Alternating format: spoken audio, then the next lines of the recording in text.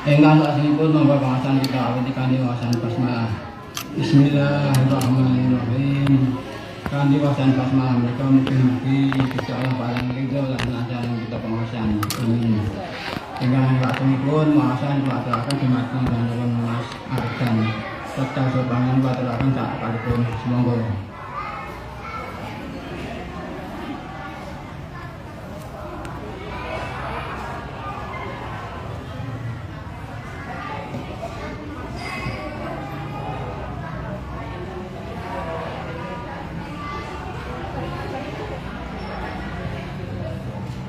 Assalamualaikum warahmatullahi wabarakatuh. Bismillah. Alhamdulillahilladzi bini'matihi tatimmus shalihat wa anzala alaina bini'matil iman wal islam. Asyhadu an la ilaha illallah wahdahu la syarikalah wa asyhadu anna Muhammadan abduhu wa rasuluh. Allahumma sholli wa sallim ala nabiyyina Muhammad wa ala alihi wa ashabihi ajma'in. Rabbi shrah li sadri wa yassir li amri wahlul 'uqdatam min lisani yafqahu qawli. Amma ba'd. Ibu bapak jamaah rahimakumullah, sehat nggih? Alhamdulillah, nggih. Alhamdulillah. Bersyukur hari ini kita masih diberi kesehatan. Bersyukur hari ini kita masih diberi kesempatan oleh Allah Subhanahu wa taala. Karena banyak yang diberi kesehatan, diberi kesempatan oleh Allah, tetapi tidak dimanfaatkan kesehatan tersebut, kesempatan tersebut untuk beribadah kepada Allah, untuk mendekatkan diri kepada Allah Subhanahu wa taala. Di luar, apalagi di sekitar sini, di luar sana tentu banyak orang yang sehat, betul. Tapi apakah semua itu kemudian mau mengikuti kajian? Belum tentu. Masih banyak orang-orang yang disibukkan dengan urusan dunia. Maka bersyukur ibu bapak sekalian, hari ini ya, kita masih diberi nikmat oleh Allah, dan dengan kenikmatan tersebut maka kita bisa menyempurnakan ibadah kita, puasa kita, kemudian sholat kita. Kita bisa menyempurnakan amal-amal soleh kita. Dan tentu yang harus disyukuri betul, kita masih diberi iman Islam oleh Allah Subhanahu wa ta'ala. Sehingga sore hari ini kita masih bisa menjalankan perintah Allah, yakni ibadah puasa dan sholat dan ibadah-ibadah yang lain yang tentunya menjadi perintah dari Allah Subhanahu wa ta'ala. Mudah-mudahan ibu bapak sekalian, dengan kita bersyukur kepada Allah, maka Allah akan menambah nikmatnya kepada kita semua yang sudah disiapkan oleh Allah untuk diberikan kepada kita, kepada hamba-hambanya yang senantiasa bersyukur kepadanya. Salawat serta salam semoga senantiasa tetap tercurah melimpah kepada junjungan kita baginda Rasulullah Muhammad sallallahu alaihi wasallam, yang tentu kita semua berharap mendapatkan syafaatnya kelak yaumul akhir. Allahumma amin. Ibu bapak yang dirahmati Allah, pada kesempatan kali ini saya ingin membahas sekilas tentang satu ayat yang sudah kita kenal, sudah kita hafal mungkin, dan sudah sering kita dengarkan terkait dengan puasa Ramadan yang sedang kita kerjakan ini. Ayat itu ada di surat apa, Ibu Bapak? Al-Baqarah ayat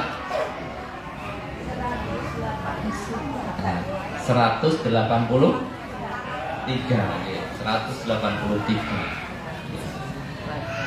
Itu menjadi ayat favorit, menjadi ayat yang paling populer di bulan Ramadan. Sampun hafal ya? Insya Allah hafal ya. Jadi nggak perlu saya bacakan. Tapi yang ingin saya sampaikan, Ibu Bapak sekalian, di surat Al-Baqarah ayat 183 itu nanti saya akan bahas 3 hal dari ayat itu. Yang pertama, ya, kenapa kita diwajibkan berpuasa oleh Allah Subhanahu wa Ta'ala. Ya, karena di ayat itu diawali dengan perintah Allah. Ya ayyuhalladzina amanu kutiba alaikumussyam. Hai orang-orang yang beriman, diwajibkan atas kalian berpuasa. Berpuasa. Kenapa kita diwajibkan berpuasa? Kenapa harus berpuasa? Itu yang pertama. Kemudian yang kedua, pada ayat selanjutnya, kama kutiba alal ladzina min qablikum, sebagaimana orang-orang sebelum kamu itu juga berpuasa. Berarti yang kedua ini juga sekalian adalah sejarah, ya, sejarah orang-orang terdahulu berpuasa. Itu dimulai sejak kapan puasanya? Karena orang-orang sebelum kamu itu maknanya berarti sebelum Nabi Muhammad SAW itu sudah ada puasa, bukan saat Nabi diangkat menjadi Rasul kemudian Allah menurunkan ayat 183 itu baru kemudian dimulai puasa. Tidak, tetapi sebelum-sebelumnya umat sebelum Nabi Muhammad itu sudah ada yang melaksanakan ibadah puasa. Dan nanti seperti apa sejarahnya, sejak Nabi siapa. Kemudian yang ketiga, Bapak sekalian, di ayat tadi ditutup dengan kalimat la'allakum tattaqun, agar kamu menjadi orang-orang yang bertakwa. Nah, Ibu Bapak sekalian, ada 3 hal itu. Nah, mari kita bahas satu persatu. Yang pertama, kenapa kita diwajibkan oleh Allah berpuasa? Pernah bertanya seperti itu, Bu? Pak? Kira-kira jawabannya apa? Kenapa kita diwajibkan berpuasa? Ngopo toh kudu poso? Napa Pak? Nah, pokoknya ngelakoni ya. Ya, pokoknya manut perintahnya Gusti Allah. Nggih. Bapak Ibu yang dirahmati Allah, jadi kenapa kita diwajibkan oleh Allah untuk berpuasa? Karena satu, puasa itu adalah bagian dari rukun Islam. Bagian dari rukun Islam, dan rukun Islam itu ada 5. Maka ini yang namanya rukun itu ya harus wajib dikerjakan. Kalau tidak dikerjakan berarti nanti keislaman kita itu tidak kuat, karena rukun Islam itu adalah tiangnya agama Islam. Kalau diibaratkan sebuah pohon, Bapak sekalian, ya, rukun Islam itu yang pertama itu syahadat. Syahadat itu kalau dalam pohon ibaratnya adalah akar, ya, akar yang berada di dalam tanah, tidak terlihat tetapi itu menguatkan. Kemudian sholat itu ibaratnya adalah batang pohonnya yang tegak berdiri lurus, ya. Kemudian ditopang oleh akar yang kuat di dalam tanah, tidak terlihat tetapi menguatkan. Nah, yang ketiga itu adalah puasa.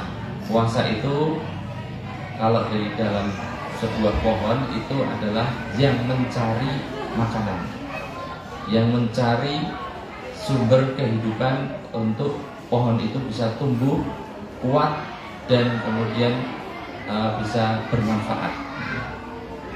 Nah, ibu sekalian, itulah satu yang pertama kenapa kita diwajibkan oleh Allah berpuasa di surat Al-Baqarah 183, karena puasa itu adalah rukun Islam. Yang kedua, kenapa kita diwajibkan oleh Allah berpuasa? Karena di dalam puasa itu banyak sekali kebaikan-kebaikan yang telah disiapkan oleh Allah untuk orang-orang beriman yang mau melaksanakan perintah Allah, ya. Karena yang namanya perintah Allah pasti akan membawa kebaikan. Untuk siapa? Untuk orang yang melaksanakannya, bukan untuk Allah. Apakah Allah butuh puasa kita? Tidak. Allah itu sudah maha puasa. Apakah Allah butuh ibadah kita? Tidak. Yang butuh adalah kita sebagai hamba Allah. Jadi kenapa Allah memerintahkan kita untuk selalu menyembah kepada Allah? Sebenarnya Allah nggak butuh. Yang butuh itu adalah kita. Ya. Kita butuh Allah karena kita makhluk, ya, ciptaan Allah. Allah itu sang Khalik yang menciptakan kita. Maka sebagai sang pencipta pasti Allah sudah tahu kebutuhan kita, ya, seluk-beluk tentang diri kita. Maka Allah kemudian perintahkan kita untuk menyembah kepada Allah.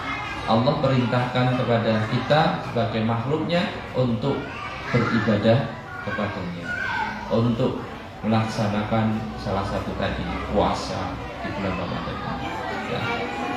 Itu yang kedua. Kemudian yang ketiga, Bapak sekalian, kenapa kita diwajibkan berpuasa? Karena di dalam puasa, di dalam kita melaksanakan ibadah puasa, tentu akan melatih apa? Melatih kesabaran kita, melatih emosi kita. Nggih? Biasanya sok nesu-nesu nek poso, kira-kira nesune padha karo nek ora poso mboten, Pak. Mboten ya, mboten kleru. Mboten kleru. Ya paling tidak berkurang. Ya minimal gitu, minimal berkurang karena tenaganya berkurang juga. Ya. Nah biasanya marah-marah, nah, karena puasa dan tenaganya itu energinya dipakai untuk puasa agak lemes, ya. Jadi nesu-nesu ini rada berkurang. Itu bukti kenapa kita diwajibkan puasa, membawa kebaikan untuk kita, melatih kesabaran kita, melatih emosi kita, kemudian melatih empati kita, ibu bapak sekalian, okay? Melatih rasa sosial kita, ya, karena kita bisa merasakan betapa lemesnya, gitu, betapa laparnya ketika kita menahan tidak makan dari subuh sampai maghrib, itu rasanya seperti apa tidak makan seharian itu. Dan ini kita laksanakan sebulan. Kalau sudah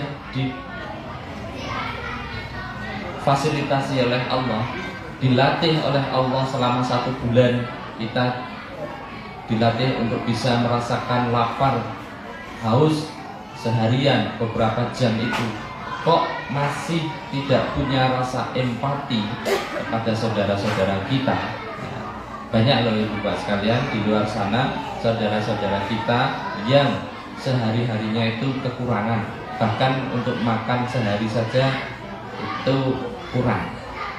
Mungkin hanya sehari sekali makannya, selebihnya seadanya, bahkan hanya kemudian menahan. Kita yang masih diberi kesempatan oleh Allah, masih diberi rezeki yang cukup, ya, kok tidak mempunyai rasa empati, itu kebangetan. Berarti tidak bersyukur kepada Allah. Nah, kita kemudian dilatih oleh Allah diberikan bulan Ramadan ini untuk melatih diri kita mempunyai rasa empati. Ya. Kemudian selain mempunyai rasa empati, juga di bulan Ramadan ini kenapa kita diwajibkan oleh Allah berpuasa? Karena untuk menjadi sarana meningkatkan keimanan ketakwaan kita kepada Allah. Karena di bulan puasa kita tahu juga sekalian, kita sudah paham dan sudah sering disampaikan bahwa di bulan puasa ini Allah melipat gandakan pahalanya, ya. Bahkan berlipat-lipat. Amal-amal soleh yang kita kerjakan itu akan dilipat gandakan pahalanya oleh Allah. Kemudian ya, kita berpuasa ini itu tidak hanya dilipat gandakan oleh Allah, tetapi nanti Allah yang akan mengganjar atau memberi ganjaran, ya. Kalau amalan-amalan yang lain itu bisa dilipat gandakan sampai 10 sampai 700 kali lipat. Tapi puasa, dalam sebuah hadis, itu puasa itu adalah untukku, kata Allah. Jadi aku yang akan memberikan balasannya. Kita tidak tahu, ya. Hanya Allah yang nanti akan memberikan balasan kita puasa kita ini. Dan yang tahu kalau kita puasa itu ya hanya diri kita dan Allah Subhanahu wa taala. Gitu? Orang lain tahu betul. Mboten. Ngakune poso, tapi jebulane buka. Kan boten ana cek ngertos. Jadi puasa itu melatih kejujuran kita. Melatih kejujuran kita. Nah, dan yang tahu kalau kita itu benar-benar puasa ya hanya diri kita dan Allah Subhanahu wa taala. Jadi itu Bapak Ibu sekalian, ya, kenapa kita diwajibkan berpuasa? Kita dilatih untuk punya rasa empati, melatih kejujuran kita, gitu, melatih kesabaran kita, melatih keimanan ketakwaan kita pada Allah Subhanahu wa taala, dan masih banyak lagi. Tentu kalau sudah Allah perintahkan kita mengerjakan, pasti dijamin, ya. Saya yakin pasti ada kebaikan untuk diri kita, ya. Tapi ada syarat dan ketentuan, Bapak Ibu, ya. Syarat ketentuannya apa? Ya, kata Nabi, ya, di dalam sebuah hadis, man shoma ramadhana imanan wa ihtisaban ghufira lahu ma taqaddama min dzambi. Itu syaratnya itu Pak sekalian. Kita puasa benar-benar dengan keimanan kita kepada Allah, mengharap ridho dari Allah, mengharap pahala dari Allah, maka kata Nabi, Allah akan mengampuni dosa-dosa kita yang telah lalu. Ya, jadi Ibu Bapak sekalian, mari kita puasa ini yang baru hari ke-5, ya, kita kembali luruskan niat kita. Puasa kita hanya karena keimanan kita kepada Allah Subhanahu wa taala. Ya. Kemudian kita lanjut ke yang kedua. Lalu kapan puasa itu mulai ada, mulai dikerjakan Ibu Bapak sekalian? Kira-kira sejak kapan, Bu? Ya, sejak puasa itu kan tadi di surat Al-Baqarah 183 itu dijelaskan kama kutiba 'alal ladzina min qablikum, sebagaimana orang-orang sebelum kamu. Berarti sebelum Nabi Muhammad itu sudah ada yang mengerjakan puasa. Sejak kapan?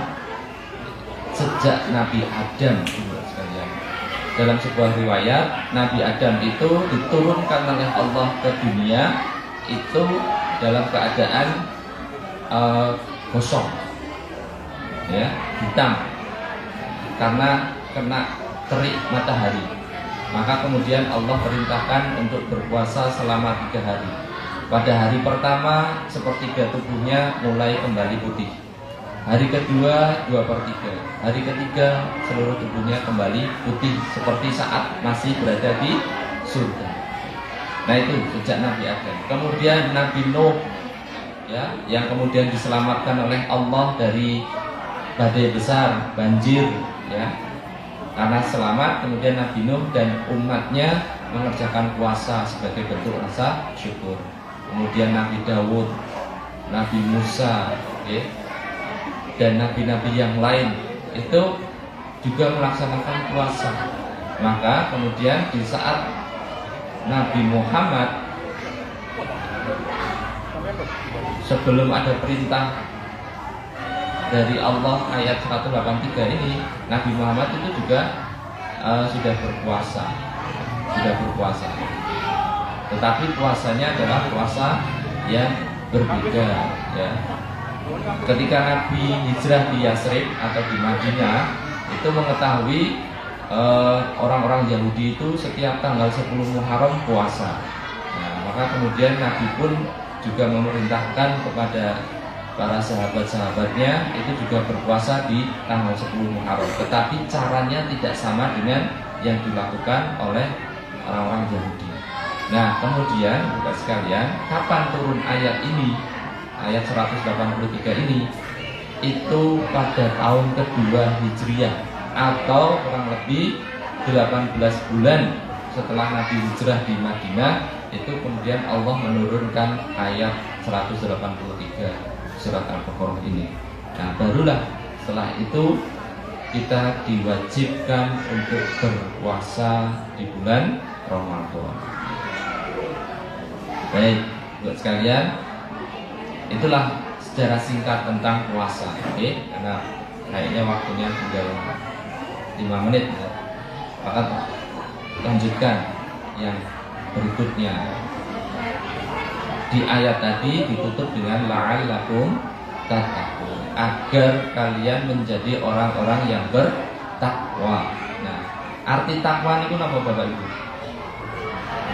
Takwa, arti takwa.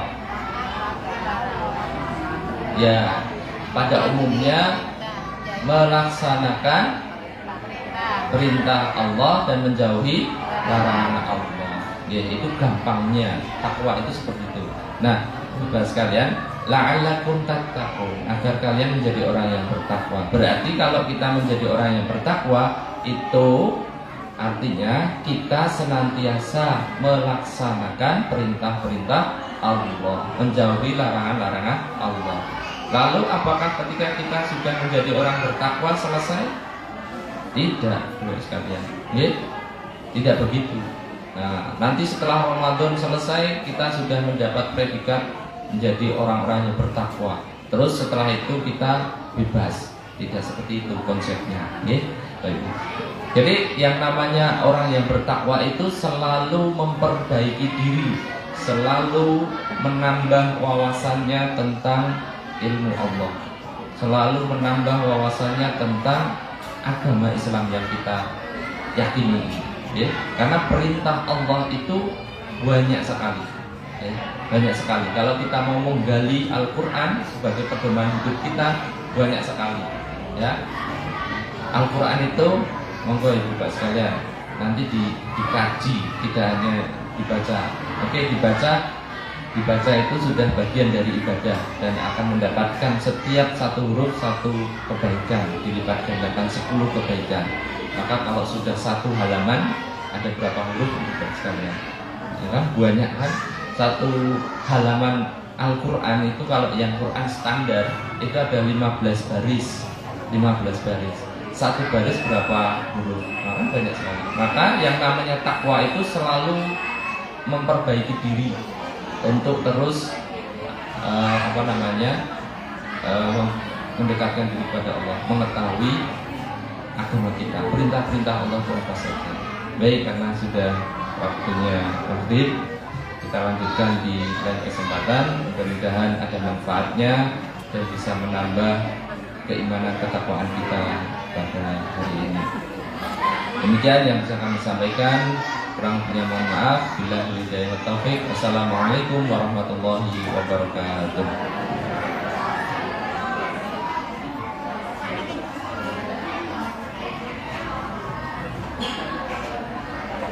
Matur nuwun dumateng panjenengan Mas Ardan Adamun kersa ngisi pengawasan ing saben menika.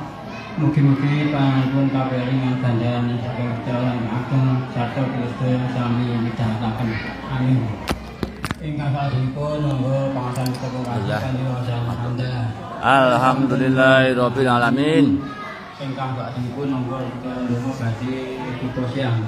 Bismillahirrahmanirrahim. Allahumma laka sumtu wa bika amantu wa ala ridhika aqtu bi rahmatika ya. Lho Mas Idil matur nuwun, Mas seksi golek gambar. Ini mak. Oh, nggih. Siap. Sami-sami, Bu. Amin. Matur sami-sami, Bu. Iki masih muda-muda semua nih, Mas. Masih gadis-gadis. Iki juga masih perjaka ya. Lah ngleho piye iki? Kok jual kok sendok wae. Nih. Iki.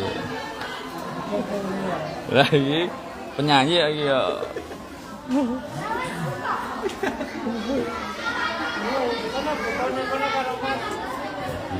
Ibu, alhamdulillah.